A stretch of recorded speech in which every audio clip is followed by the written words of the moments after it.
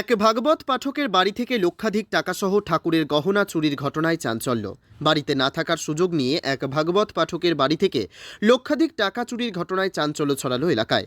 ঘটনাটি নদিয়ার শান্তিপুর থানা এলাকার সূত্রাগড় বিশ্বাসপাড়া লেনের কীর্তনের মাঠ সংলগ্ন এলাকায়।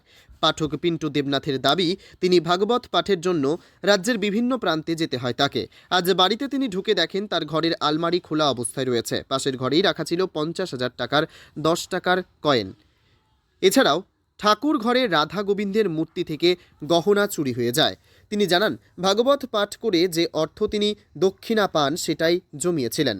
চক্রান্ত করেই তার বাড়ি থেকে এইভাবে লুটপাট করে দুষ্কৃতীরা। তবে চুরির ঘটনা জানানো হয় শান্তিপুর থানায়।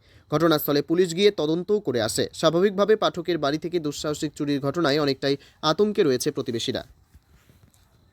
আচ্ছা, কি চুরি গেছে আপনার বাড়ি থেকে?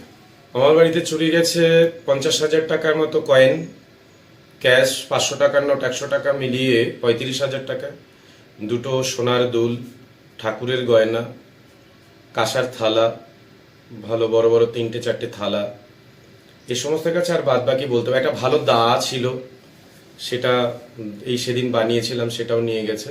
খুচকাচার যা নিয়েছে আমি বলতে পারবো না, কারণ আমার বাড়িতে অনেক জিনিস থাকে, আমি অত হিসেবে রাখি না। আপনি কি বাড়ি থাকেন না? না, বাড়িতে থাকি না। রানাঘাটের বাড়িতে কখনো থাকতে হয়, কল্যাণীতেও থাকতে হয়। পাঠের সুবাদে আমি এখন অল ওয়েস্ট বেঙ্গল ঘুরে বেড়াচ্ছি, ঠিক মতো বাড়িতে থাকতে পারি না। এই বাড়িতে বাবা দেহ রাখার পর অত থাকি না। আপনি কি ভাগবত পাঠ করেন? হ্যাঁ, ভাগবত পাঠ।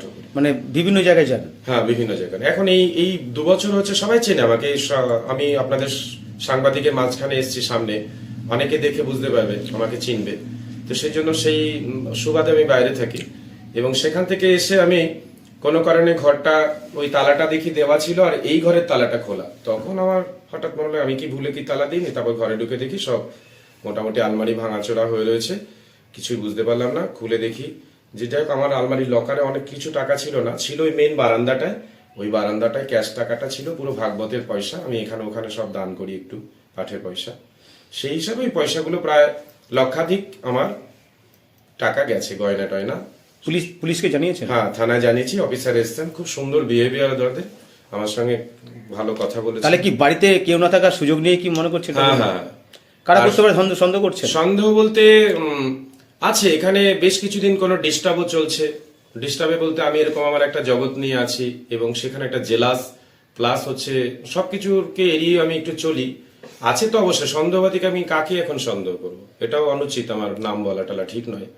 কিন্তু এইটা এরকম একটা খপ্পরে পড়ছি আমি। আগামী দিনে যদি দেখালে এর থেকে বড় একটা ক্ষতি হতে পারে আমার। আমাকে কালকে যেমন অনেকেই বলছে যে তোমার তো এর চাইতে অনেক বড় ক্ষতি হতে পারে, মাথায় বাড়ি দিয়েও কিছু করতে পারে।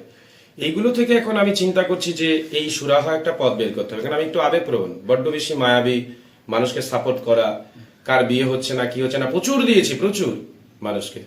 কিন্তু সেইখান থেকেও এই যে কালকের এই প্রবৃত্তিটা, আমি কালকে হয়েছে না কবে হয়েছে বলতে পারবো না, আমি বাড়িতে এসে দেখছি এখন এই ঘটনাটা। ঠিক আছে, তো সেই জন্য এটা যাই হোক, যা হয়েছে হয়েছে, কিছু দুঃখের কিছু কারণ নেই, আবারও আসবে। আপনার নাম? আমার নাম পিন্টু দেবনাথ। আর ভাগবতীয় জগতের নাম হচ্ছে প্রীতম দাস গোস্বামী। অল ওয়েস্ট বেঙ্গল চেনে, এখন বাংলাদেশ অনেক চিনে যাচ্ছে। আপনি এখন যে বাড়িটা, সেখানে বাড়িটার এলাকার নাম? এই এলাকাটার নাম হচ্ছে বণিকপাড়া টু বিশ্বাসপাড়া স্ট্রিট, কীর্তন মাঠ।